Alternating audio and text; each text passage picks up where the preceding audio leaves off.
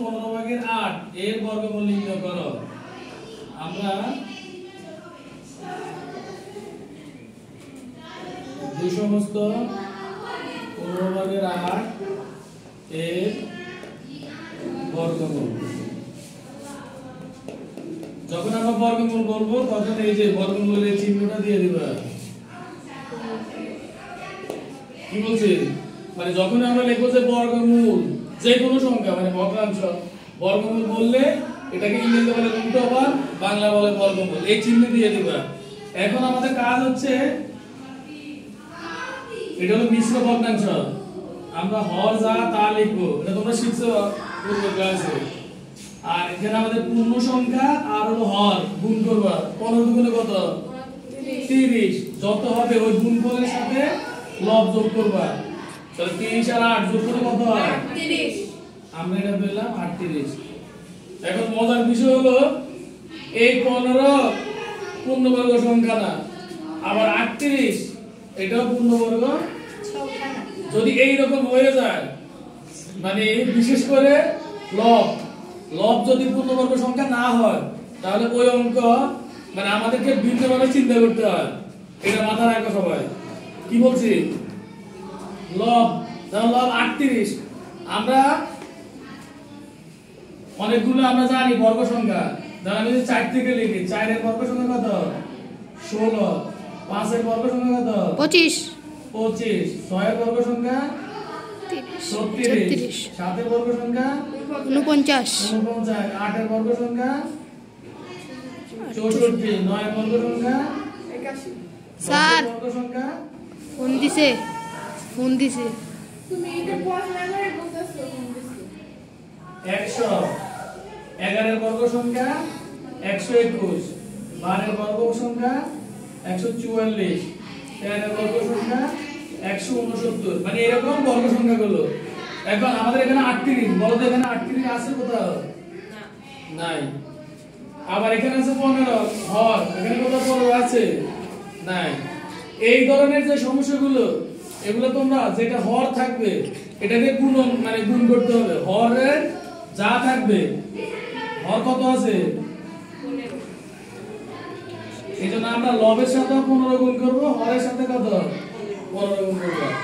এই ধরনের যত সমস্যা হবে মানে হর যা থাকবে ওটা হরের সাথে গুণ করবা, লবের সাথে গুণ করতে হবে। হরের সাথে গুণ করবা, লবের সাথে গুণ। লবের সাথে হর আর হরের সাথে হর না, একই সংখ্যায় লবের সাথে গুণ হবে, হরের সাথে গুণ হবে। এই যে 15 এখানে এটা একটাই, এটা আলাদা না। এখন আমরা গুণ করি, এই গুণ করার ক্ষেত্রে আমরা রাব করব বা ক্যালকুলেটর যদি সহজে করে ফেলি। আমাদের 38 আর 15, যেমন এখানে তো গুণ করে আমরা পাই 570। কত পাইলাম? আর 15 আর 15 এটা কত? 225। 15 আর 15 225। এবার আমরা দেখি তো কত হয়।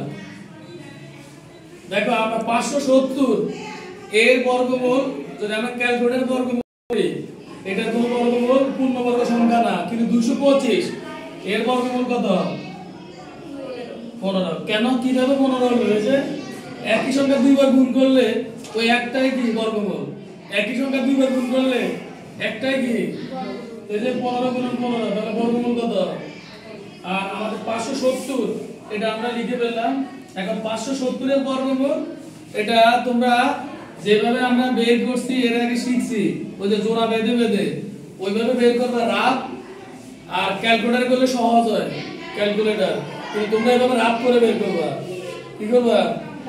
রাব করে বের করবা। মানে আমরা যেভাবে বর্গমূল বের করি ওই সিস্টেমে বের করতে হবে আমাদের। কিন্তু আমরা এখানে যেমন করে দেওয়া হয়েছে 23.8747 এখন সহজ, মানে এটা হলো 570 এর বর্গমূল আর 15 হচ্ছে 225 এর বর্গমূল। এখন আমাদের মনে রাখতে হবে হর থেকে লব বড় হলে ভাগ করতে হয়। কি করবা? মানে হর থেকে লব এটাকে মিশ্র ভগ্নাংশ আকারে লিখতে হয়। কিন্তু এখানে যেহেতু 23.8747 এটাকে ভাগ করতে হবে কত দিয়ে? 15 দিয়ে। তো তোমরা এটা রাব করে বের করতে পারবা। আর ক্যালকুলেটরে করলে আমরা এটাকে পাই কত? এখানে যেটা লিখছে 1.59 এটা কত লিখছে 5.9 দেখো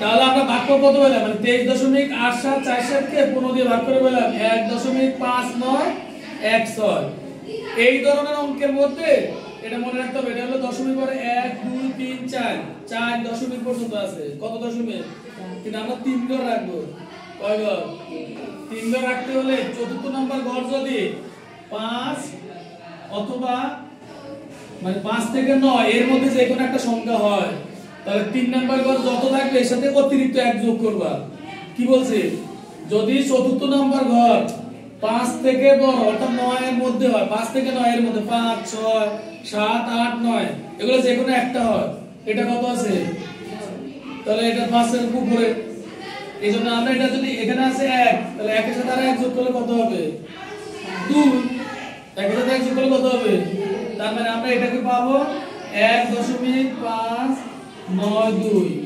1.592 এটা এখানে লিখছে এখানে আসন্ন মানের ক্ষেত্রে ব্র্যাকেটে লিখে দিতে হবে প্রায় মানে এটা কম বেশি এজন্য আমরা ব্র্যাকেটে লিখব প্রায় এরকম ক্ষেত্রে কি এখন বুঝছো সবাই মানে এই ধরনের যত অঙ্ক হবে আমাদের কাজ হচ্ছে হর যা থাকবে হরের সংখ্যাটাই এটা হরের সাথে গুণ করবা লবের সাথে গুণ করবা পরে গুণফল বের করে আমরা বের করব এইভাবে করা মানে ভাগ করা ঠিক আছে ধন্যবাদ